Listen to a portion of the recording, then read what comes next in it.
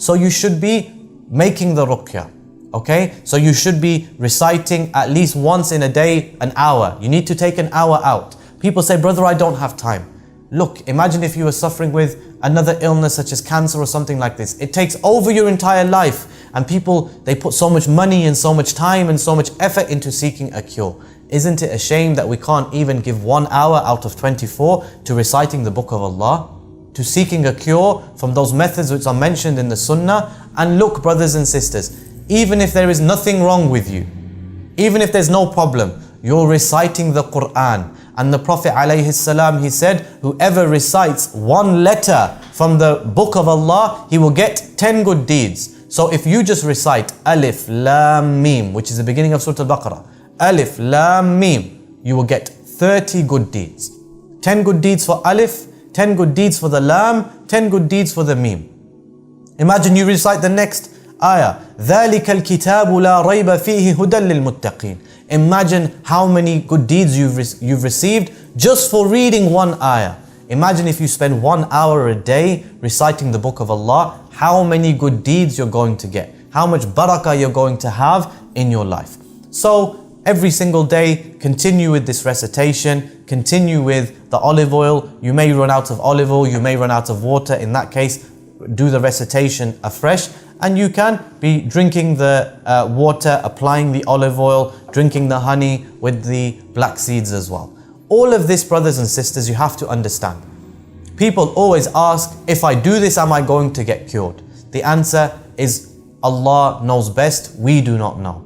Okay? It may be that within a month of this Ruqyah plan, which you can find online, it may be within a month you feel better. It may be that you repeat this plan, because this is what you should be doing. Don't do this for a month and then think I'm going to get better. The shifa is not from me or from you, the shifa is from Allah. He will send it when He wills. So do this Ruqyah on a regular, day-to-day basis. If you miss a day because you were unwell or you were traveling, don't worry. But don't think that you miss a day, now I can't do any more Ruqyah. It should be a continual process, okay? And you have to understand, brothers and sisters, you may get worse before you get better. Just as when you have a flu or a cold or something like this, you have a period where you're building up and you can feel, yeah, I'm getting a cold or I'm getting a flu. Then you have a period where you're really bad.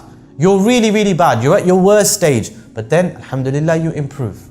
This is the same way with Ruqyah. You may feel as you are reciting and these type of things that you are going to get worse, and you may get worse. But if you stop at this stage, the shayateen know that they've won. So don't stop at this stage. Continue and persevere. Allah is with those who are patient. Inna Allaha ma'as sabirin. Remember, Allah is with those who are patient. Keep going, keep persevering. Keep reciting Fatiha. Keep reciting Surah Al-Baqarah. Keep reciting Ayat al-Kursi. Keep reciting Ikhlas, Falaq and Nas. Keep doing all of these things. And keep making a lot of dua. And if you finish the program, start again at day 1. When you get to day 28, start again at day 1. Just keep going and keep going and keep going. And this will be beneficial for you by the permission of Allah subhanahu wa ta'ala. Other things that you can be doing and that you should be doing. Hijama is cupping. Have cupping at least once a month. Okay? Have cupping once a month on the top of your head, on your neck, and on the rest of the sunnah points. Have cupping on these areas. Okay? At least once a month. Don't go too regular because you will begin to damage your skin. Okay? So have hijama at least once a month. This is from the sunnah of the Messenger sallallahu alaihi wasallam, and he told us that there is shifa, there is a cure in the cuts of the hijam, the cuts of the hijama therapist. Okay, so have hijama. Likewise, you should be having every morning, if possible. Everybody, not everybody can do this. If you can, if possible, if you can afford it and you can stomach it, have 7 ajwa dates in the morning. The Messenger sallallahu alaihi wasallam told us that whoever eats 7 ajwa dates in the morning, then he will not be affected by magic or by poison for the rest of the day. Have conviction. When he said this, as Allah says, وَمَا يَنْطِقُ عَنِ الْهَوَىٰ إِنْ هُوَ إِلَّا وَحْيٌ يُوحَىٰ. He doesn't speak of his own desires, rather this is revelation which is revealed to him. So when the Prophet ﷺ is telling you that if you have 7 ajwa dates in the morning, you won't be affected by magic for the rest of that day, then who is the one who told the Messenger ﷺ? It's Allah. It's Allah. It came from Allah through Jibreel to the Messenger alayhi salam and to us. So have full firm conviction. Likewise, you should be fasting on Mondays and Thursdays. Fasting on Mondays and Thursdays. Remember the Prophet alayhi salatu salam, he told us that the shaitan, he flows through the son of Adam like his blood. He flows through our blood. When you are fasting, your veins become smaller and more constricted. Less pathways for the shaitan to flow through you. It weakens the shaitan. So you combine fasting. You combine fasting with hijama. You combine fasting with hijama and with honey and with black seed and with, all of these other beneficial things. Subhanallah. Look at the blessings.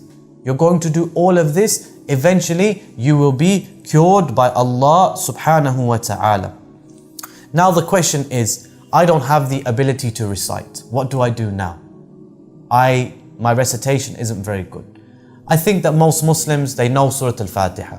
I think that most Muslims, they know Ayat al-Kursi, Surah Ikhlas, Surah Falaq and Surah Nas. I think most Muslims, even our children, they know these things. And if you don't know them, they're not difficult to learn. Learn these key surahs. Learn these key ayat and recite them daily for at least an hour. Just recite Surah Al-Fatiha 7 times, Ayat al-Kursi 7 times, the last 2 of Surah Al-Baqarah 7 times, Qul huwallahu ahad 7 times, Falaq 7 times, Nas 7 times. This will take you at least 40 minutes. So if you don't have the ability to recite those more complicated ayat, focus on the simple ayat. If you still don't have the ability to do this, then what you can do is you can seek Ruqyah from somebody else, or you can listen to the Ruqyah audio. But brothers and sisters, Ruqyah audio is not a replacement for the recitation. Okay? Ruqyah audio is like the cherry on top of the cake. I've recited for 1 hour and I just want to get some more benefit, inshallah, listen to some more Quran. You can listen to the Ruqyah audio. If you type in Ruqyah audio into YouTube, you'll find many different recitations. And the one that I recommend is from Sheikh Muhammad Luhaydan, and we will put this onto the website, which is mybetterhalf.com, and you can find this on there. Listen to this via the headphones, inshallah. Other things, brothers and sisters, you should be seeking knowledge of Islam. You should be attending the masjid, because all of these are blessed things and blessed places. And remember that Allah will send His shifa when He wills. So we want to do whatever we can to receive the shifa from Allah subhanahu wa ta'ala. It's important, brothers, to have this treatment plan in place. Why? I don't say that this treatment plan, if you do it, it's the best treatment plan in the world. I don't say that if you do it, it's the only way that you're going to get better. Ultimately, you may make dua and not recite at all, and Allah sends His shifa. Allah does what He wills.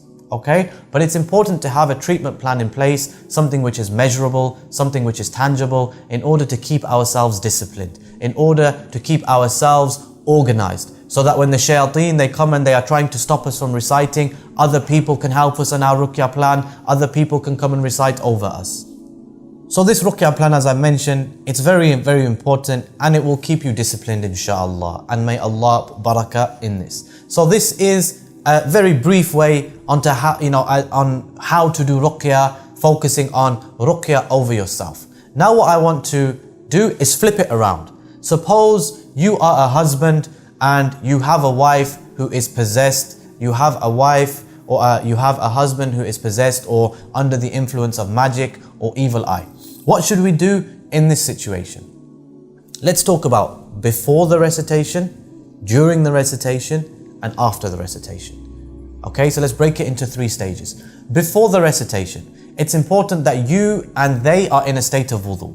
However, if your wife is menstruating, then no problem, you can still make Ruqyah over them and they can still make Ruqyah over yourself. It's important to note that when a woman is menstruating, she can recite the Quran as long as she doesn't touch the mushaf. So she can recite from an iPad, she can recite from her phone, she can recite from a PC, a laptop, whatever it is, or her own memory indeed, as long as she doesn't touch the mushaf. Wallahu a'lam, this seems to be the stronger opinion.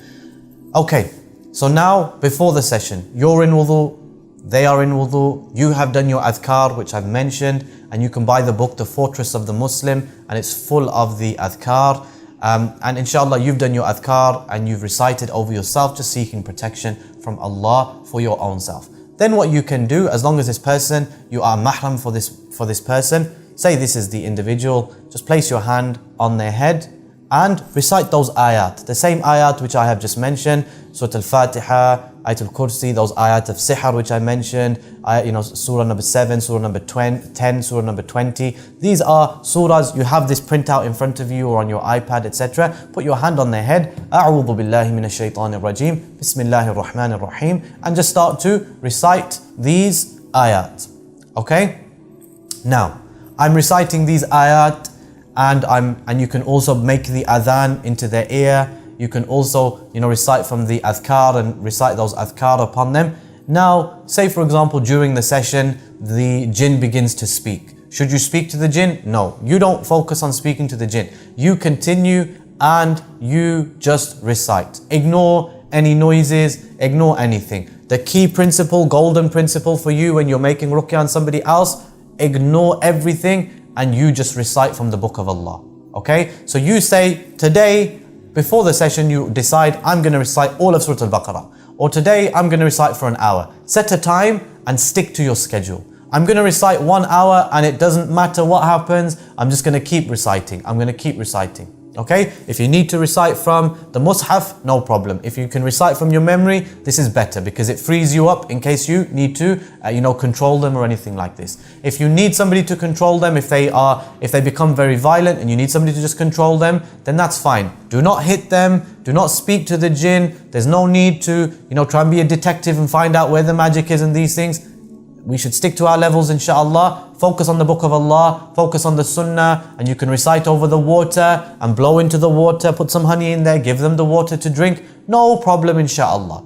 Okay? Stick to the book of Allah, stick to the sunnah, and this is fine. And if you want to do this once a day, and you can, make sure that you enforce the Ruqyah plan upon them, the one that I've previously been speaking about, then this is absolutely fine.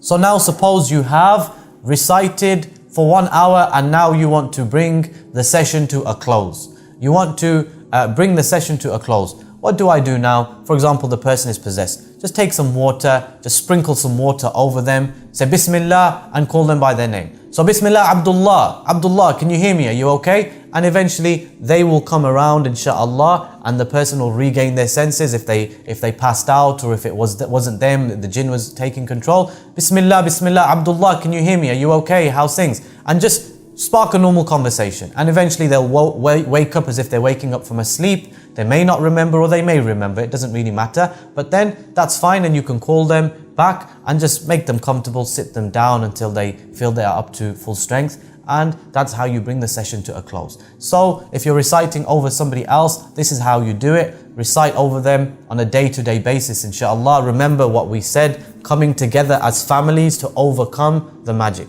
Come together with your wife, come together with your children. Sit down as a family. Maybe the father can recite some, the children can recite over the mother as well. Come together as a family. If the father's not around, the children can recite. If the children are not around, the mother can recite. Let's come together as a unit and strengthen one another. Let's strengthen one another. As Allah says, وَتَعَاوَنُوا عَلَى الْبِرِّ وَالتَّقْوَى. Work together upon righteousness and piety. Work together upon this. And when you do this, I promise you, the wife is reciting over the husband, the children are reciting over the mother, everybody's going to come together as a family. You're reciting the book of Allah in your home, there's going to be barakah in your home. Okay? All of this is goodness for the family unit as well. It's bringing you together. Family time, and what can be better than family time? Coming together, worshipping Allah, making dhikr of Allah, using the book of Allah as a cure. Extremely important, brothers and sisters. Never feel that I need a Raqi to come and do what he's doing. I am not qualified. I don't have the ability. I don't have the knowledge. Okay? There's no, Raqi finishing school. There's no Ruqyah finishing school. Nobody graduates with a degree in Ruqyah. This is not how it works. We as lay people, we should do our Ruqyah upon ourselves. Recite the book of Allah. In the book of Allah, you don't need to go to somebody else. You know how to recite. You know how to recite Fatiha. You know how to recite the last 3 surahs. Focus on those. This is from the Sunnah. This is from the Quran. Be confident. I have the book of Allah. I don't need anything else. I have tawakkul in Allah. I have Iman. I don't need anything else. Okay? So this is broadly how to recite. And as I mentioned on my website, Ruqyah-QA, so Ruqyah-QA, Ruqyah-QA.co.uk. If you go to this website, inshallah, there's a lot more videos, hours and hours of videos on Ruqyah and in much more detail than here. However, we are just giving you the broad framework, inshallah. And even if you were to listen to this video and go and start performing Ruqyah, you would be absolutely fine by the permission of Allah. Do not fear the jinn. Don't think what if there's a jinn and this person is possessed, the jinn's going to come to me. No. أَتَخْشَوْنَهُمْ? Allah says, do you fear them? But Allah has more right that you fear Him if you are truly believers. So this is very, very important. Fear Allah. If you fear Allah, the jinn will fear you. Now, how do I protect my children? So we've looked at reciting over yourself, making ruqyah over yourself. This can be combined with somebody else making ruqyah over you, or you may be making ruqyah over your spouse or your child or your family member. How do I now make ruqyah over my children? Okay, firstly, let's look at the proactive approach. We spoke about proactive and being proactive with regards to ourselves and those adhkar and all of these different things. What about our children? Our children are too young, 3, 4, 5 years old. They don't know the adhkar, but you need to teach them. But they don't have the ability yet. Okay, they haven't learnt them yet. The Messenger sallallahu alaihi wasallam, he would place his hands on the heads of his grandchildren, Hassan and Hussein, and he would recite the dua. أعيذكما بكلمات الله التامة من كل شيطان وهامة ومن كل عين لامة. I seek refuge for you two in the perfect words of Allah from every shaitan and every animal that stings and every envious or every evil eye. Okay, so you can do this. Likewise, if your child is waking up in the middle of the night screaming with bad dreams and nightmares and these type of things, what should you do? Go back and watch the video where we explained how to make your home a place free of shayateen. Okay, go back and watch that video, because you have shayateen in your house which are clearly poking and prodding and affecting your children. Go back and watch that video, which is on this website, mybetterhalf.com. It's on the YouTube channel, and you can find it, inshallah. Okay, learn how to protect your home, learn how to protect your family. This is so important. Now, Aqadar Allah, but if there is ever a time where your child is possessed, because the shayateen and the jinn, they can possess children. If there's ever that time, follow what I mentioned just before about how to recite on your wife, how to recite on your spouse. Hand on their heads, start with Surah Al-Fatiha, start with the Adhan, Ayat al-Kursi, Ikhlas, Falaq, Nas, the Ayat of Sihir, etc. And all these Ayat are downloadable as I have mentioned. So look, subhanallah, in the book of Allah, in the sunnah of the Messenger sallallahu alayhi wasallam, we have enough to do ruqyah over ourselves, to do ruqyah over our families and over our children. In an ideal world, there is no need for the raqi, because everybody is dealing with their own situation. As a family unit, we have somebody who's suffering, no problem. We go, we take the initiative, we go to the book of Allah, we go to the sunnah, we seek this knowledge and we do it ourselves. Brothers and sisters, this is what I want from you. I don't want you to rely upon somebody else. Rely upon Allah subhanahu wa ta'ala.